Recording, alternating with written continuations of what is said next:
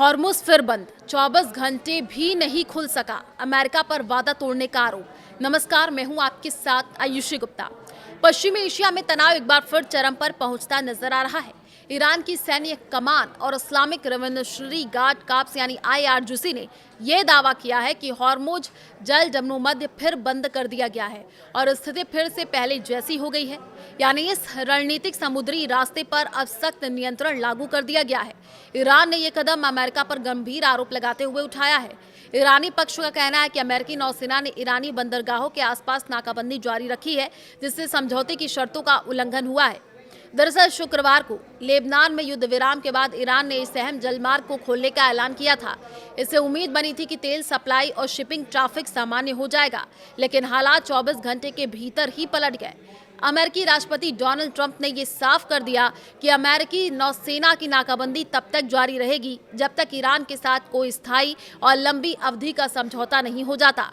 Iran के सरकारी प्रसारक IRIB के हवाले से जारी बयान में IRGC ने अमेरिका पर समुद्री डकैती और समुद्री चोरी जैसे गंभीर आरोप लगाए हैं। बयान में यह भी कहा गया कि अमेरिका तथाकथित नाकाबंदी के नाम पर जहाजों की आवाजाही में बाधा डाल रहा है। ईरान की मांग क्या है, अब ये सवाल है। तो देखिए, अल जजीरा की रिपोर्ट के मुताबिक IRGC ने यह साफ कर दिया है कि जब तक ईरान से आने जाने वाले जहाजों को पूरी आज़ादी नहीं दी जाती, तब तक हॉर्मुज जल जमनोमध्य पर कड़ा नियंत्रण जारी रहेगा। ये वही जल मार्ग है जिससे दुनिया की बड़ी हिस्सेदारी का तेल और गैस ट्रांजिट होता है। ऐसे में इस फैसले का सीधा असर ग्लोबल एनर्जी मार्केट और शिपिंग इंडस्ट्री पर पड़ सकता है। इसी बीच ईरान ने एक और बड़ा दावा किया है। रिपोर्ट के मुताबिक IRGC ने देश के अंदर कथित जासूसी नेटवर्क का भंडाफोड़ किया है। शर्तों के साथ हॉर्मुज खुला था। ईरान ने इससे पहले साफ किया था कि हॉर्मुज स्ट्रेट फिलहाल पूरी तरीके से नहीं खुला है। ईरान के रक्षा मंत्रालय ने बताया था कि ये रास्ता सीज फायर के दौरान और कुछ शर्तों के साथ ही खुला है।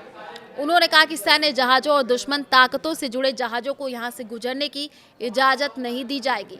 उन्होंने ये भी कहा कि अगर लेबनान में ईरान समर्थित संगठन हिजबुल्लाह पर दबाव बढ़ता है तो ये व्यवस्था बदली जा सकती है। हॉर्मुज स्ट्रेट दुनिया का बहुत अहम समुद्री रास्ता है।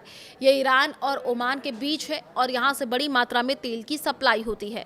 इसकी चौड़ाई सबसे संकरी जगह पर करीब 33 किलोमीटर है, लेकिन जहाज़ों के लिए रास्ता सिर्फ करीब 3-3 किलोमीटर चौड़ा होता है। इसलिए यहाँ तनाव बढ़ने से पूरी दुनिया की तेल सप्लाई पर जो है असर हो रहा है। अमेरिका क्या फिर शुरू कर देगा हमला, ये भी सवाल है। तो ट्रंप ने ईरान को सख्त धमकी देते हुए कहा कि अगर उसने अमेरिका की शर्तें नहीं मानी और बुधवार तक समझौते पर हस्ताक्षर नहीं किया तो वो तेहरान पर फिर से बम बरसाना शुरू कर देंगे। उन्होंने सीज फायर को भी आगे बढ़ाने से इनकार कर दिया है।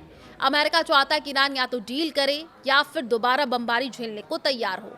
इससे पहले ट्रंप ने दावा किया था कि ईरान अपना परमाणु कार्यक्रम और यूरेनियम छोड़ने को तैयार हो गया है, लेकिन ईरान ने यूरेनियम संवर्धन को तेहरान की धरती पर जो है तरह उसको पवित्र बताया है। साथ ही कहा कि इसे ना तो छोड़ा जा सकता है और ना ही किसी दूसरे का को ये ट्रांसफर किया जा सकता है।